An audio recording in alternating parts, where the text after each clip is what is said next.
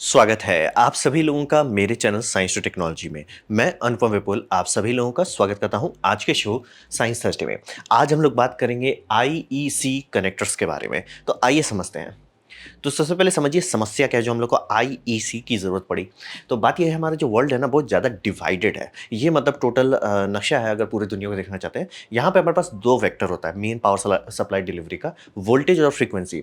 और इसमें कुछ ज़रूरत से ज़्यादा ही वेरिएशन है। मतलब आप सोचोगे कि 100 वोल्ट्स है और 200 वोल्ट, वैसा नहीं है। 110 वोल्ट सबसे लोएस्ट जाता है और 127 वोल्ट जाता है सबसे ऊपर, मतलब 100 वोल्ट का कैटेगरी में मानते हैं तो। और 200 में आपको 220 वोल्ट, कुछ कंट्री में, इंडिया में 230 वोल्ट है और ऑस्ट्रेलिया जाएंगे तो 240 वोल्ट्स है। तो आप सोचते हैं हर देश का अलग अलग वोल्टेज है। मतलब 100 है तो ऐसा नहीं कि मतलब 100 ही है। लेकिन हाँ ये बात ज़रूर है कि अगर आपका कोई इक्विपमेंट बनाया गया 127 चलने के लिए, वो जनरली चल ही जाता है 110 पे। और 200 में भी वही है, इसीलिए इसको जनरली 2 ब्रॉड कैटेगरी में माना जाता है। कारण ये है कि हर इक्विपमेंट को बनाने टाइम आपको उसमें टॉलरेंस देना होता है कि वोल्टेज थोड़ा अप डाउन हो, सीधे बूम ना हो जाए। तो जनरली आप 2 मेन कैटेगरी मानिए। अब इसके बाद जो दूसरे समस्या वाला कैटेगरी है वो 50 हर्ट्ज और 60 हर्ट्ज है। और ये भी हौच-पौच है, मतलब जापान में तो दोनों है, 50 और 60 हर्ट्ज दोनों है। तो समझ सकते हैं बहुत हौच-पौच वाला ये सिचुएशन है, 50 और 60 हर्ट्ज। और अगर आप मोटर खरीदोगे हाल-फिलहाल में या रिसेंटली, और खासतौर पे कोई भी इंटरनेशनल कंपनी का, आप देखेंगे उसका नेम प्लेट जो रहता है, उस पे 2 आरपीएम लिखा रहेगा। वो 2 आरपीएम इसलिए रहता है कि 50 हर्ट्ज पे एक आरपीएम रहेगा, 60 हर्ट्ज पे दूसरा आरपीएम रहेगा। कंपनी भी थक गई, अब 2 अलग-अलग बनाती भी नहीं है, एक ही बनाती है, बस नेम प्लेट दे देती है। आप चेक करो भैया आपके हर्ट्ज कितने हर्ट्ज हैं, उस हर्ट्ज के हिसाब से आपको आरपीएम मिलेगा। तो ये समस्या सीरियस है। तो प्लग्स का भी आप समझ सकते हैं कि इतने सारे देशेस के कितने प्लग्स हैं। तो अब यहाँ पे हम लोग बात करते हैं आईईसी के बारे में। इसका नाम है इंटरनेशनल इलेक्ट्रोटेक्निकल कमीशन। तो ये बहुत पुरानी कंपनी कंपनी कहना गलत होगा, एसोसिएशन कहिए। ये 26 जून 1906 में बनाया था, यानी कि इलेक्ट्रिसिटी अभी मतलब पैर रख रही है उसी टाइम इसका बनाया गया था। और इनका काम था कि ये पावर सप्लाई को, यानी कि जो 3 फेज एसी हम लोग इस्तेमाल कर रहे हैं, उसको पूरी दुनिया में स्टैंडर्डाइज करे। और उस टाइम ये बहुत आसान होता है, क्योंकि अगर वो शुरू-शुरू में ही नींव रख देते अच्छे से, तो नींव ही फैलता। तो उसमें मतलब ज़बरदस्ती का हुला-लला नहीं होता। सब लोग शांति से 3 फेज 220 वोल्ट्स समझ लिए 50 हर्ट्ज पे चलते हैं। लेकिन बात था कि ये अपना काम शुरू ही किए, अब बूम हो गया, अब बूम हो गया वर्ल्ड वॉर 2। तो इसी कारण से इनका काम जो यूनिफिकेशन का था ठीक से चल नहीं पाया। और समझ सकते हैं मतलब वॉर ज़्यादा प्रायोरिटी लेता है और बहुत ज़्यादा बैंड बजा वॉर में। और सबके पास पैसा भी खत्म हो गया, तो बाद में ना तो पैसा था किसी के पास, ना उतना ड्राइव था, हेट भी था काफ़ी ज़्यादा वर्ल्ड में। तो मतलब थोड़ा बैंड बज गया। और ये समझिए ये कंटिन्यूअसली काम कर रहे हैं बैकग्राउंड में कि एक-एक करके सारा कैटलॉग बनाना, यानी कि जो भी प्लग आप देखते होंगे उसका नाम कुछ और हो सकता है, लेकिन आईईसी के पास भी उनका कैटलॉग में होगा। अब तो बात है आईईसी की, आईईसी आप किसी भी मैन्युफैक्चरर को दे दो, अगर आपका आईईसी कोड इंडिया में है और वही आईईसी कोड आपको यूएस में मिलता है, दोनों सेम होगा। क्योंकि आप समझ लीजिए, आप जैसे कोई बोलते हो एफ टर्मिनल आपका अलग-अलग देश में अलग-अलग मीनिंग रख सकता है। आईईसी का है कि हम बोल दिए आईईसी, यानी ये कैटलॉग पूरी दुनिया में चलेगा। तो आईईसी का यही समझ लिए। और आईईसी के जो काम कर रहे हैं तो अकेले से तो कर नहीं सकते, तो उनमें देशों को ज्वाइन करना पड़ता है। जैसे आपका नेटो में देश को ज्वाइन करना पड़ता है। तो आईईसी में करीब-करीब 60 कंट्री फुल मेंबर है, जिसमें इंडिया, चाइना और यूएसए, मतलब मेजॉरिटी ऑफ द प्लैनेट है ही, सिर्फ कुछ ही नहीं है। और जो नहीं भी है वो भी समझिए पार्शियल मेंबर के तौर पे है, मतलब वो पेमेंट देना पड़ता है उनका स्पेसिफिकेशन यूज़ करने के लिए। तो समझिए यूएन गवर्नमेंट बोल रहा है कि मतलब डेवलपिंग नेशंस को भी आप इनकॉर्पोरेट करें, क्योंकि अगर फाउंडेशन अच्छे से रखा जाए काफ़ी अच्छा से ग्रोथ हो सकता है। क्योंकि बहुत सारा हादसा हुआ है, जैसे कि एयरक्राफ्ट आज इतना सेफ इसलिए कि कई कई कई लोग ऊपर जा चुके हैं, वैसे ही इलेक्ट्रिसिटी में भी वही हुआ है। तो आज के इलेक्ट्रिकल सिस्टम इतना सेफ इसलिए कि वो सारे नॉलेज आपके पास है। अगर डेवलपिंग देश को फिर से उतना रास्ता से करना पड़ेगा, जीरो स्टार्ट करना, बहुत लॉस ऑफ लाइफ होगा बेमतलब का। तो यूएन ने रिक्वायर किया है कि भैया आईईसी अपना जो पूरा नॉलेजेबल डेटाबेस है वो दूसरे देशों को दे, सपोर्ट करे उनको नया स्टैंडर्ड बनाने में। तो आईईसी का काम यही है, सारा चीज़ ये खुद कंट्रोल कर। ऑलमोस्ट हर प्लग जो दुनिया में है जो एसी मेंस पे चलता है, उनका इनके पास स्पेसिफिकेशन होगा और वो कैटलॉग यूनिवर्सल है। तो अब बात करते हैं यूनिवर्सल चीज़ के पीछे ये लोग जो सबसे ज़्यादा मेहनत करते हैं। तो हिसाब यही समझिए कि ये अपने से पूरा मेहनत करके नया यूनिवर्सल प्लग्स लेते हैं। और यूनिवर्सल उतना चल नहीं पाया था पहले, क्योंकि ज़्यादा चीज़ नहीं थी और बहुत कम ही कंपनी मतलब इंटरनेशनल थी उस टाइम। लेकिन अब बहुत चीज़ हो गया है ग्लोबल। बहुत चीज़ हो गया है जो आप प्लग में इस्तेमाल करते हैं, क्योंकि इलेक्ट्रिकल सिस्टम में प्लग कोई नया चीज़ है। क्योंकि पहले का आइडिया ये था कि आपको सामान बेचा जाएगा, उसमें तार खुला रहेगा जिसको आप स्क्रू से कस दीजिएगा। आप देखिएगा कि मोटर में आज भी प्लग नहीं आता है, वो एक्सपेक्ट किया जाता है आप हार्ड वायर करो। लाइट सॉकेट हो गए, ट्यूब लाइट हो गए, ये सब में प्लग नहीं आता। वो मतलब हमारी दुनिया लाइटिंग से स्टार्ट की थी, लाइटिंग के बाद वाटर पंप किए और एयर कंडीशनर है, तो सब हाई पावर एप्लीकेशन थे। तो शुरू में स्विच और प्लग के बारे में उतना सोचा ही नहीं जाता था। तो जब बनाने लगे, सब देश अपना बनाने लगे, कचरा हो गया। तो बात था कि ये आईईसी कोशिश कर रहा है कि यूनिवर्सलाइज कर दे, कि धीरे धीरे करके एटलीस्ट दो अलग कैटेगरी हो जाएगा। भैया 220 वोल्ट है तो आप यही इस्तेमाल करो, और अगर 100 वोल्ट है तो ये इस्तेमाल करो। तो ये प्रोग्रेस करने के लिए कुछ नया चेंज होना चाहिए था दुनिया में। वो चेंज हो गया, पीसी, सर्वर, यूपीएस और पावर टूल्स, ये सब जो मार्केट में धीरे धीरे छा गए।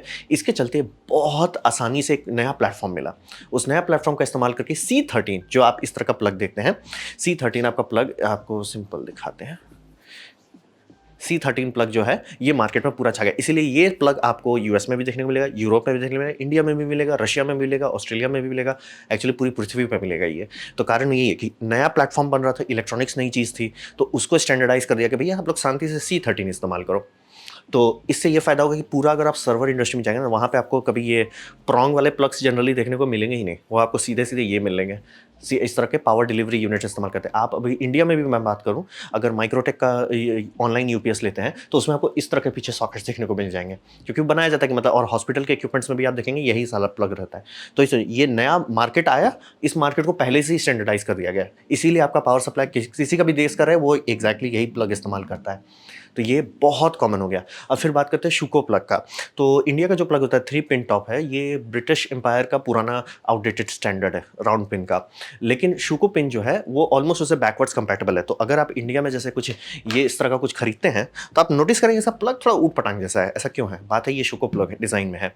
ये प्लग आपके पास मतलब इस तरह का एंगल ग्राइंडर हो ब्रांडेड तो ये हो सकता है, या आपका भी कुछ भी जनरली इंटरनेशनल प्रोडक्ट्स कर रहे हैं, जैसे लैपटॉप टॉप रहेगा उसमें इस तरह का आपको प्लग मिलेगा।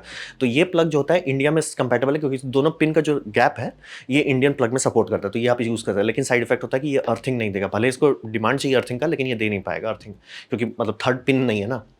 तो ये समझिए कि ये लोग इस तरह दोनों के पीछे पड़े हैं ताकि ये पूरा वर्ल्ड वाइड हो जाए, पूरा वर्ल्ड वाइड, यानी कि ये तार और प्लग आप लीजिए पूरी पृथ्वी में कहीं पे भी जाइए ये काम करेगा। और थैंकफुली चूंकि स्विच मोड पावर सप्लाई में इतना कॉमन हो गया, यानी कि जो आपका मोबाइल चार्ज में रहता है, लैपटॉप में रहता है, उस समय आप ध्यान दीजिए कि उसको कोई अब फर्क नहीं पड़ता। वो 90 वोल्ट से लेकर 300 वोल्ट तक काम कर सकता है, 50 हर्ट्ज से लेकर 60 हर्ट्ज तक काम कर सकता है, उसको अब कोई फर्क नहीं पड़ता। तो बस प्लग अगर स्टैंडर्ड कर दो, आधा समस्या सॉल्व हो जाता है। तो इसीलिए ये कंपनी को, मतलब जो आईसी को एक नया प्लेटफॉर्म मिला कि कंप्यूटर्स आ रहे हैं, उसको अभी से स्टैंडर्डाइज कर दो, तो देखते देखते ये पूरा यूनिवर्सल हो गया है। अब बात करते हैं लॉकिंग के बारे में। तो यहाँ पे समझिए कि लूज प्लग जो है, यानी कि लुचपुच प्लग है, अगर आप इस तरह का कुछ इस्तेमाल करते हैं और उसमें अगर आप डाले हैं और ये ऐसे हिल डोल रहा है, तो ये खतरनाक बात होता है और ये इलेक्ट्रिकल हैजर्ड है। मतलब आपका प्लग पिघल सकता है। जैसे सिंपल केस में मैं लूज प्लग का इस्तेमाल किया था गलती से, तो ये मेरा एंगल ग्राइंडर है, जबकि बॉश का है, हाई क्वालिटी है, लेकिन ये प्लग ये हो चुका है, डैमेज हो चुका है। इसमें आर्किंग इतना गंदा हुआ था कि ऑलमोस्ट एक चंक गायब हो गया। ये होता है आर्किंग से, तो आप समझिए मेटल काटा जाता है तो आर्किंग सीरियस चीज़ है। तो डैमेज ये बहुत थैंकफुली बस माइनर डैमेज हुआ, लेकिन कुछ कुछ केस में आग लग सकते हैं और लग चुके हैं। तो यहाँ पे पता है लूज प्लग खतरनाक चीज़ है, डेंजरस चीज़ है। गर्मी भी बहुत पैदा होता है, प्लग भी डैमेज हो सकता है, आग भी लग सकता है। और दूसरी बात, जहाँ पे भी क्रिटिकल सिस्टम के बारे में बात किया जाए, जैसे कि हॉस्पिटल का वेंटिलेटर हो जाए या सर्वर का पावर सप्लाई सब हो जाए, वो सब लूज नहीं एक्सेप्ट कर सकते। भैया आप लुचपुच हो, ऐसे नहीं कर सकते। तो हिसाब वही रहता है कि लॉकिंग के पीछे लोग भागते हैं ताकि मन को शांति रखे। भैया मेरा प्लग तो नहीं लटका होगा। आप जब भी कोई चीज़ की ट्रबल शूटिंग करते हो, हज़ार प्रॉब्लम हो सकते हैं, आप सारे चीज़ को चेक करोगे, लेकिन आप चाहोगे कम से कम चीज़ पे आपको चेक करना पड़े कि नहीं, मुझे पता प्लग अगर लगा हुआ तो काम कर रहा है। वो आप डाउट नहीं रहना चाहते हो कि वो शायद कर रहा है, शायद नहीं कर रहा है, ऐसा आप कभी नहीं चाहोगे। तो इसके लिए सारे इंडस्ट्रियल जितने सॉकेट्स आते हैं उसमें लॉकिंग का सिस्टम मिलता है। जैसे कि ये आपको बताया कि ये आपका सर्वर में, कंप्यूटर सब में मिलने लगा है खूब। तो इसमें आप चाहें तो इस तरह का खरीद सकते हैं जिसमें लॉक रहे, ताकि वो डायरेक्ट खींचने पर ना निकले। या ये मैंने खरीदा है, ऑर्डर किया, देखते हैं कुछ दिन में आ जाएगा तो आप लोग को वीडियो बना के दिखा पाऊंगा। तो इस तरह का आपको लॉकिंग मिलता है, या आपको पीडीयू ही मिल सकता है जिसमें लॉकिंग जैक हो, ताकि ये सस्ता वाला प्लग भी आप उसमें लगा दिए, वो लॉक रहे, खींचने से नहीं निकलेगा गलती से, आपको सोच के निकालना पड़ेगा तब होगा। फिर आपका ये मैंने बताया कि जो आपके हाई पावर एसी इक्विपमेंट्स है उसमें इस तरह के ऊटपटांग शुको प्लग जो आते हैं उसके लिए इस तरह के प्लग आते हैं। ये इंडिया में आपको मिलता है, करीब 100 रुपये का मिलता है। आप इसको पैनल्स में लगा सकते हैं, जहाँ पे अगर आपका मशीन शॉप है, डीजे वाले लोग खूब इसको इस्तेमाल करते हैं, हाँ मतलब स्टेज वर्क वाले लोग इस्तेमाल करते हैं। थोड़ा सा वाटर प्रूफ भी होता है, मतलब अगर बाहर है और बारिश होने लगा, खैर देख सकते हैं ढक्कन होता है और सॉकेट ऐसा बनाया जाता है कि अंदर तक जाता है और इलेक्ट्रिकली एक्सपोज नहीं हो सकता। तो ये सब लॉकिंग टाइप मटेरियल है, यानी कि भरोसा कर सकते हैं, इसीलिए इसको ऊटपटांग प्लग डिज़ाइन बनाया जाता है, ताकि आप इस पर भरोसा कर सको कि आपने लगाया इस सॉकेट में, यानी कि प्लग में लुच-पुच नहीं है। और उससे प्लग टिकता भी बहुत ज़्यादा है, क्योंकि अगर आप सिर्फ प्लग के भरोसे रहेंगे तो पिन कितना मजबूत रहेगा। तो यहाँ पे ये सारे लॉकिंग सिस्टम में रहता है ना, प्लास्टिक उसका थोड़ा लोड ले लेता है, तो कॉन्टैक्ट्स पे उतना स्ट्रेन नहीं पड़ता, काफ़ी लंबा टिकते हैं। इसीलिए लॉकिंग एक कंपलसरी रिक्वायरमेंट है हाई पावर एप्लीकेशन के लिए, जहाँ पे आपको भरोसा चाहिए कि हाँ ये चल रहा है सेफ्टी से, आपको डाउट नहीं करना है, वहाँ पे लोग लॉकिंग कनेक्शन के पीछे खर्च करते हैं।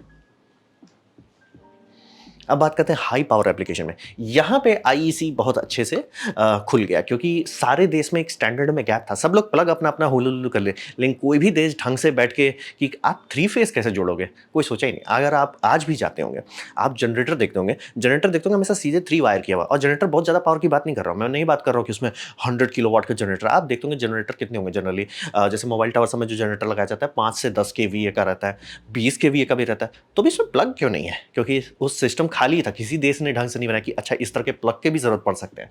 तो ये खाली मार्केट, जैसे मैंने बताया कंप्यूटर खाली मार्केट था, उसमें कूद गया आईईसी, यहाँ पे भी वही हुआ, खाली मार्केट देखे आईईसी कूद गया। और इस तरह के प्लग आपको मार्केट में देखने को मिल जाएंगे जो 5 पिन प्लग्स होते हैं। और आईईसी इसमें मतलब बहुत सारे स्टैंडर्ड है, मैं 5 पिन बता रहा हूँ क्योंकि सबसे मैक्सिमम यही आता है, लेकिन 3 पिन भी आते हैं, 4 पिन भी आते हैं, आपको मिल सकता है, अलग अलग ऑप्शन मिल सकता है। क्योंकि इंडिया में जैसे आप कहते हो 3 फेस है, यूएस में तो 2 फेस भी आता है ना, तो उनके हिसाब से भी बनाया गया। तो ये मार्केट जो था कि हाई पावर बम बम मात्रा में बिजली इधर उधर करने का, खासतौर पे 3 फेस के साथ, ये पूरा मार्केट इन्होंने ही कवर कर लिया। तो अभी आप टाइप करेंगे 3 फेज इंडस्ट्रियल कनेक्टर, वो आपको आईसी का ही कोई स्टैंडर्ड दिया जाएगा, क्योंकि ये मतलब बहुत ऊपर तक ले गया। इनको समझ में आ गया कि कभी भी कंट्री ने ध्यान से नहीं सोचा कि कल को जनरेटर ही आप प्लग कर रहे हो, या इलेक्ट्रिक कार के केस में अभी इसकी बहुत ज़रूरत पड़ रही है। तो क्या होगा कि अगर आपको ज़रूरत पड़ सकता है जैसे 240 वोल्ट 125 एम्प तक का अगर ले जाना, यानी कि समझिए एक प्लग की कैपेसिटी होगी 90 किलोवाट तक का, जो कि बहुत ज़्यादा है एक्चुअली। 90 किलोवाट से भी ऊपर जा सकते हो मल्टी फेस में। तो आप समझ लिए कि देख लीजिए इसकी रेटिंग है 380 वोल्ट से 440 वोल्ट तक, समझ लिए अति बम बम पावर, यानी 100 किलोवाट। आप कितने जनरेटर देखें जो 100 किलोवाट के आसपास का होता है। तो इस समझ में बड़ा बड़ा चीज़ को कनेक्ट करने का भी व्यवस्था ये लोग कर सकते हैं। और यही अगर आप कभी रोबोट खरीदते होंगे, जैसे कि आपकी गाड़ी की फैक्ट्री बनने वाली है, उसमें आप लेते हो स्टैंपिंग मशीन के लिए रोबोटिक आर्म लगाते हो, वो आर्म किससे जोड़ा जाएगा? इससे जोड़ा जाएगा। तो ये यहाँ पे आईएसी पूरी तरह से सक्सेसफुल हुआ है। ऐसा नहीं कि हर एक प्लग हर दूसरे के साथ कनेक्ट है, क्योंकि बहुत सारे वेराइटी आपको सोचना पड़ेगा, जैसे इसीलिए रंग भी अलग अलग बनाया गया है। जो लाल रंग है इंडिया में आपको देखने को मिलेगा, सिंगल फेस के लिए आपको ब्लू रंग देखने को मिलेगा, यूएस वाले के वेरिएंट के लिए आपको 100 मिलेगा। तो ये पूरा कोशिश की स्टैंडर्डाइज करने के लिए, और चूंकि हर देश इसमें साइन की हुई थी, हर देश इसको मतलब सपोर्ट की और एकदम मतलब फैला दिया है। तो आज अगर आप किसी बड़े फैक्ट्री में जाएंगे, उसमें आप देखेंगे वेल्डर जुड़ा हुआ है, तो देखेंगे इस तरह के प्लग से जुड़ा हुआ है। आप देखेंगे इंडस्ट्रियल रोबोट है, इस तरह के कुछ प्लग से जोड़ा गया होगा। आप डीजे उजे लोग का देखेंगे जो बाहर बड़े बड़े स्टेज का काम, मैंने नीचे इंडियन वीडियो दिया है, प्लीज़ देख लीजिए। तो उसमें भी आप देखेंगे इस तरह के इक्विपमेंट्स खूब इस्तेमाल किए जाते हैं। क्यों? क्योंकि ये सब भरोसेमंद है, बम है। तो और ये सब आधा से ज़्यादा ये सब रेन प्रूफ भी होता है, कि यानी बाहर खुला मॉइस्चर में भी रहे, इसको कोई दिक्कत नहीं होगा।